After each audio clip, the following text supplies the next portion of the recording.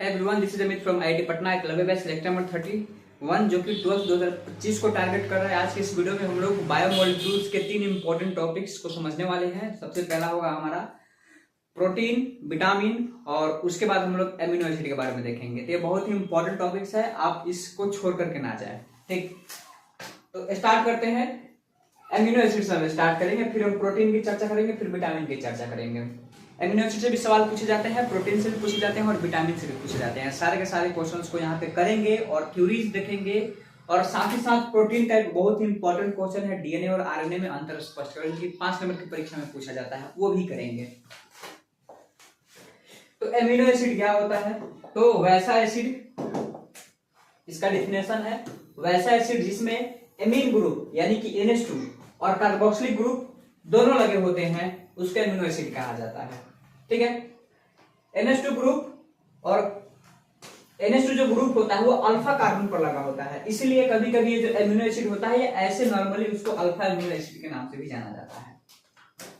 अब इसमें होता क्या है, यहां कार्बन रहेगा, उसके बाद एसिड ग्रुप रहता है, एमीन ग्रुप रहता है, एल्काइल ग्रुप रहेगा और RH रहेगा।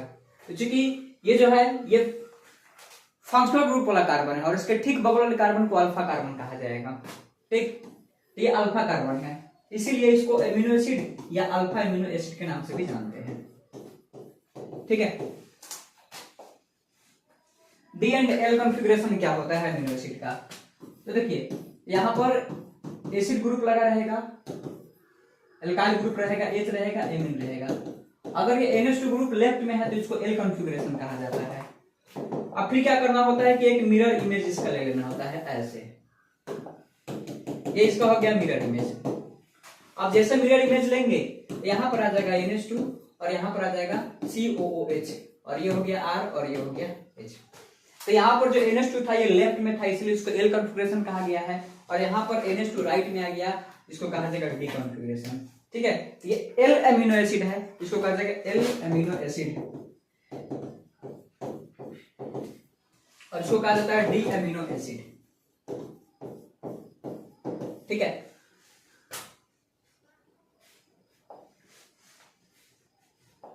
अब जैसे एग्जांपल में देखिएगा, अब यहां पर COOH है और R के बदला में H और यहां पर H और यहां पर NH2 कर देते हैं, तो इसका नाम हो जाता है ग्लाइसिन।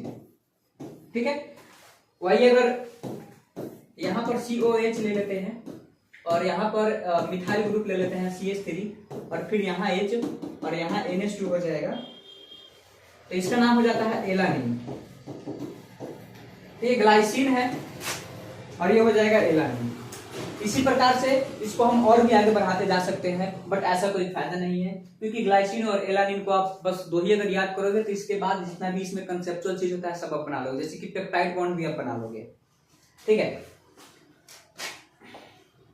उसके बाद देखिए कुछ टाइप होता है एमिनो एसिड का, जो कि बहुत ही इंपॉर्टेंट है, क्योंकि ऐसे ऐसे टाइप से 2 नंबर की परीक्षा में पूछे जाते हैं। इसेंशियल एमिनो एसिड यानी कि आवश्यक एमिनो एसिड क्या होता है? तो इसेंशियल एमिनो एसिड जिसका संश्लेषण हमारे शरीर में नहीं हो पाता है, लेकिन उसकी पूर्ति बाह्य खाद्य पदार्थों से की जाती है, उस प्रकार के एमिनो एसिड को इसेंशियल एमिनो एसिड कहते हैं। ढेर सारे एग्जाम्पल यहाँ पे हैं। ठीक है, इसमें कुछ पॉपुलर एग्जाम्पल जो कि आपको याद रखना है, जैसे कि देखिए मिथोनिन है, लाइसिन है, urging, valine, histidine, leucine, isoleucine, फिर क्या है फिनाइल्फिनिन, ट्रिप्टोफैन, थियोनिन। तो इतने सारे एग्जांपल्स हैं, बट आपको कुछ एग्जांपल याद रखना है, जैसे कि लाइसिन आपको याद रखना है कि लाइसिन जो होता है इसेंशियल होता है, उसके बाद वैलिन जो होता है ये इसेंशियल होता है, हिस्टिडीन जो होता है ये भी इसेंशियल होता है, ल्यूसीन भी इसेंशियल होता है। तो ऐसे ऐसे एमिनो एसिड को आपको याद रखना है, क्योंकि ऐसे ऐसे एग्जाम्पल में ऑब्जेक्टिव के तौर पर पूछे जाते हैं। अब आते हैं non essential.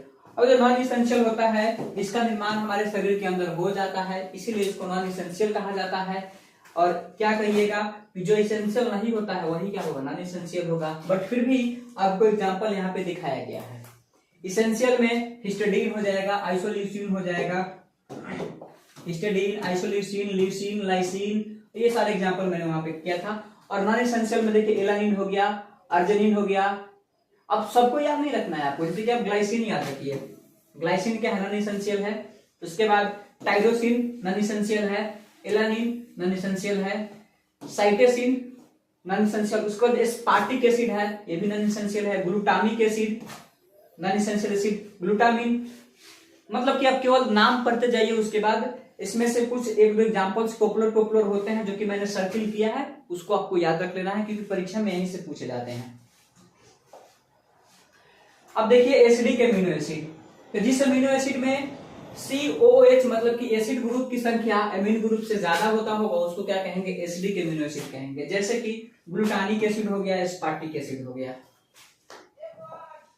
Basic amino acid, तो जिस एमिनो एसिड में NH2 ग्रुप का संख्या COH ग्रुप की संख्या से ज्यादा होगा उसको बेसिक एमिनो एसिड कहा जाता है।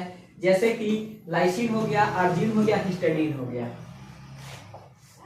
न्यूट्रल एमिनो एसिड, तो वैसा एमिनो एसिड जिसमें एसिड ग्रुप एमीन ग्रुप दोनों की संख्या बराबर होती है उसको न्यूट्रल एमिनो एसिड कहते हैं। कहने का मतलब हुआ कि जो एसिडिक और बेसिक नहीं होता है उसको क्या कहते हैं, न्यूट्रल एमिनो एसिड कहा जाता है। ठीक, ज्यूटर आयन जो कि बहुत ही इंपॉर्टेंट टॉपिक है। ज्यूटर आयन में क्या होता है कि एमिनो एसिड यहाँ पे होगा। अब एमिनो एसिड में क्या होता है कि यहाँ का जो हाइड्रोजन होता है, यहाँ का हाइड्रोजन निकल करके और इसके पास क्या रहता है, न्यूक्लियोफिलिक सेंटर रहता है। तो ये इलेक्ट्रोफिलिक सेंटर और न्यूक्लियोफिलिक सेंटर है, तो ये क्या करेगा, इस पे अटैक करेगा। जैसे अटैक करेगा यहाँ का हाइड्रोजन निकल करके और इस नाइट्रोजन के साथ आकर के बॉन्ड बना लेगा। यहाँ से हाइड्रोजन हटेगा, अपने इलेक्ट्रॉन लेकर के O के ऊपर आ जाएगा माइनस और N के ऊपर आ जाएगा प्लस, और इसी को ज्यूटर आयन कहा जाता है। तो डिफिनेशन में आप कैसे लिखिएगा कि एमिनो एसिड में एसिड ग्रुप का हाइड्रोजन एमीन ग्रुप के नाइट्रोजन से जाकर के लग जाता है और इसके बाद जो हमें संरचना मिलता है, इसी संरचना को ज्यूटर आयन कहा जाता है और जाकर के स्ट्रक्चर बना देना होता है। ज्यूटर आयन 2 नंबर के परीक्षा में पूछे जाते हैं। अब ये प्रोटीन क्या होता है, तो प्रोटीन बहुत ही इंपॉर्टेंट टॉपिक है।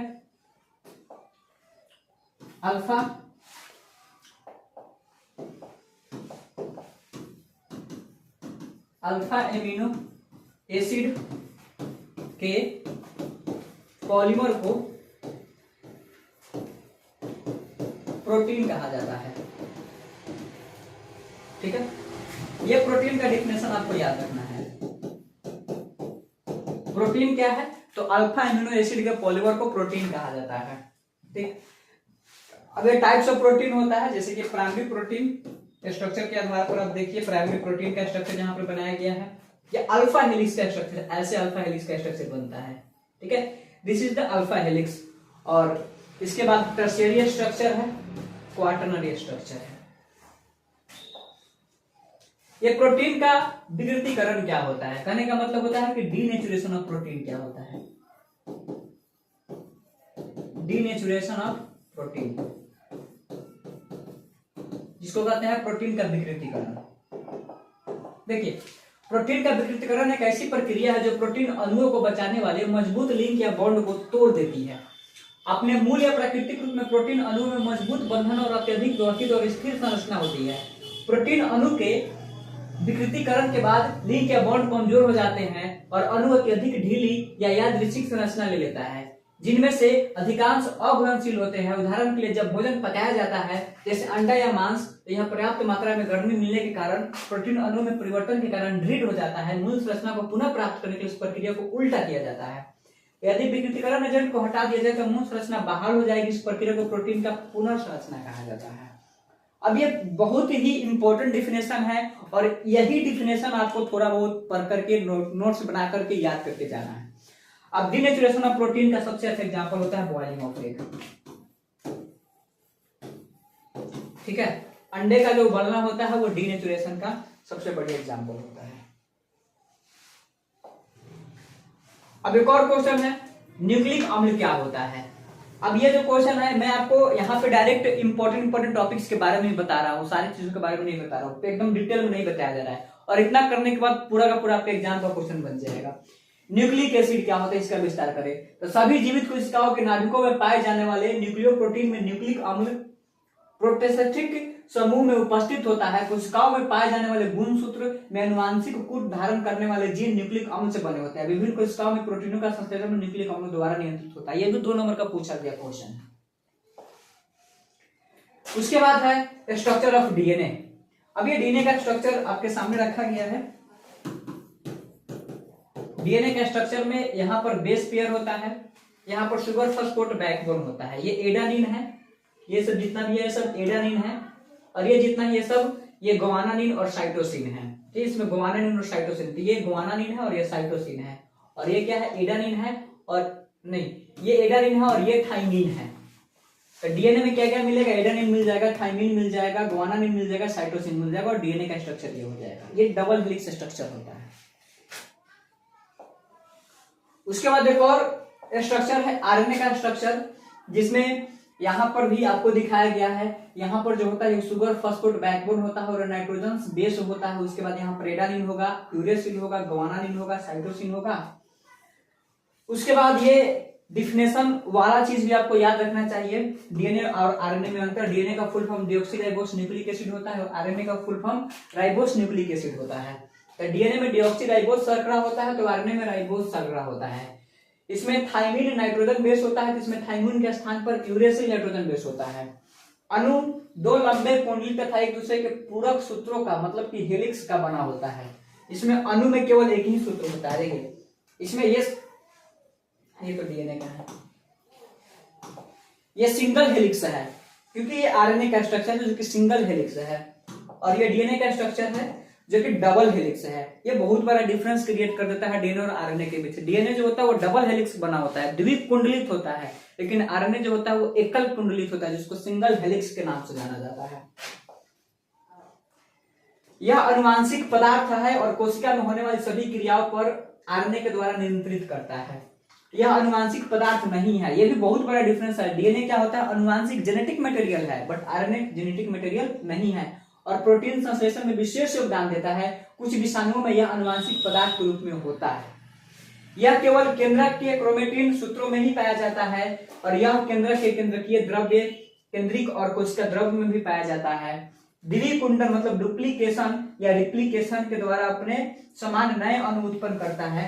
ये इसमें द्विगुणन मतलब कि डुप्लीकेशन का गुण नहीं पाया जाता है। इसका निर्माण डीएनए अणुओं के द्वारा ट्रांसक्रिप्शन से होता है, जिसको क्या कहा जाता है, लिप्यंतरण कहा जाता है। तो ये डीएनए और आरएनए का बीच का अंतर है। क्या किया कि यहाँ पर डीएनए आरएनए सबका स्ट्रक्चर दोनों के बीच में डिफरेंस सब चीज देख लिया। और फटाफट देख लेते हैं हम लोग विटामिन के बारे में। विटामिन भी परीक्षा में पूछा जाता है, तो विटामिन क्या होता है देखिएगा।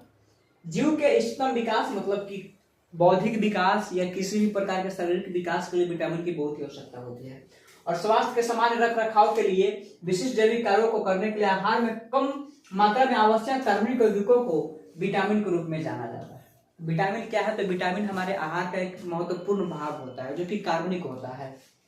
अधिकांश विटामिन हमारे शरीर में संश्लेषित नहीं किए जा सकते हैं। सभी विटामिन आमतौर पर हमारे आहार में ही उपलब्ध होते हैं। तो ऐसे ऐसे साइंटिफिक विटामिन के नाम से होते हैं, उनको हमें याद करना है, और उनकी कमी से होने वाले रोग के बारे में पता करना है, और उसकी पूर्ति कैसे कैसे की जाती है इसके बारे में पता करना है।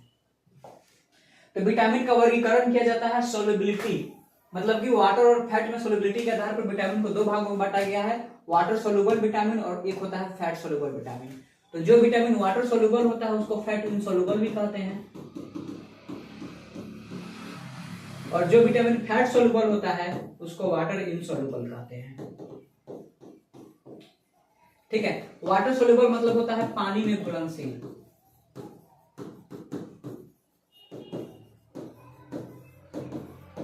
और फैट सोल्यूबल का मतलब होता है वसा में घुलनशील। अब इसमें एक आपको ट्रिक बताता हूं, आपको याद रखना है एडेक, ADEK। अगर आप एडेक याद रखते हैं तो vitamin A, vitamin D, vitamin ADEK ADEK,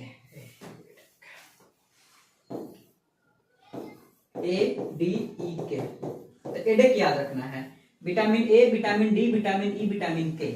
अब एडेक जो होता है ये फैट सोल्यूबल होता है। इसके अलावा जितने भी विटामिन होते हैं वो सब के सब वाटर सोल्यूबल रहेंगे, ये बात आपको याद रखना है। एडेक क्या होता है, फैट सोल्यूबल। इसके अलावा जितने भी विटामिन होंगे सब क्या हो जाएंगे, वाटर सोल्यूबल। अब चलिए एग्जांपल करके देखते हैं। जल में घुलनशील विटामिन के डेफिनेशन देख लीजिए कि ये वसा और तेल में अघुलनशील होते हैं लेकिन पानी में घुलनशील होते हैं। पानी में घुलनशील विटामिन नियमित रूप से लेना आसान है। इन्हें कई तरह के भोजन, खास तौर पर हरी सब्जी और ताजे फलों में पाया जा सकता है। पानी में घुलनशील विटामिन के विभिन्न उदाहरण अब देखते हैं। देखिए ये सब क्या है, वाटर सोल्यूबल विटामिन का नाम है। अब विटामिन B1 है, विटामिन B2 है, विटामिन B3, विटामिन B5, बस सबका सब हमें याद नहीं रखना है। विटामिन B12 बहुत ही इंपॉर्टेंट है। और विटामिन B12 में एक और क्वेश्चन पूछा जाता है कि इसका रासायनिक नाम क्या होगा, तो साइनोकोबालामीन होगा।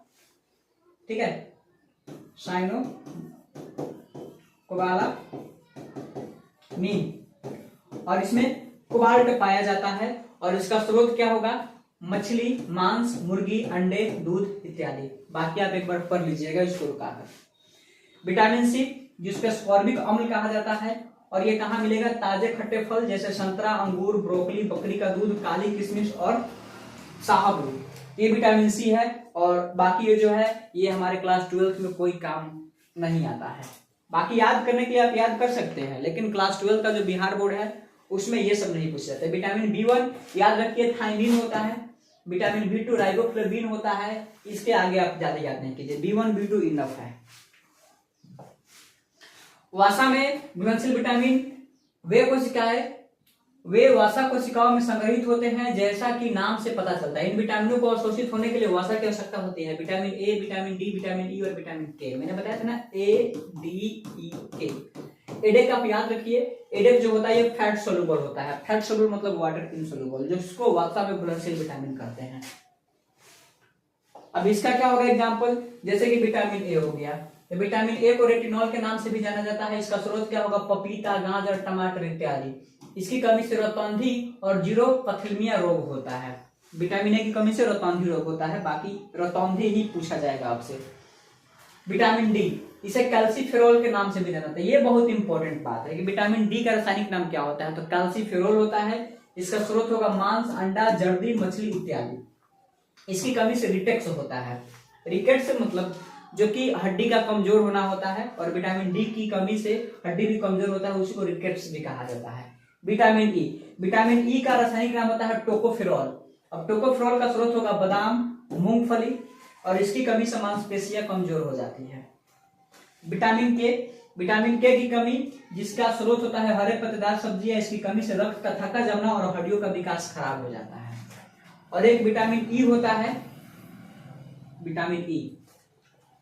विटामिन ई तो लिखा गया है, और इसमें स्टेरिलिटी का प्रॉब्लम आ जाता है। स्टेरिलिटी करने का मतलब होता है बांझपन। तो ये सवाल भी आपको याद रखना है। बांझपन मतलब होता है जनन क्षमता में कमी।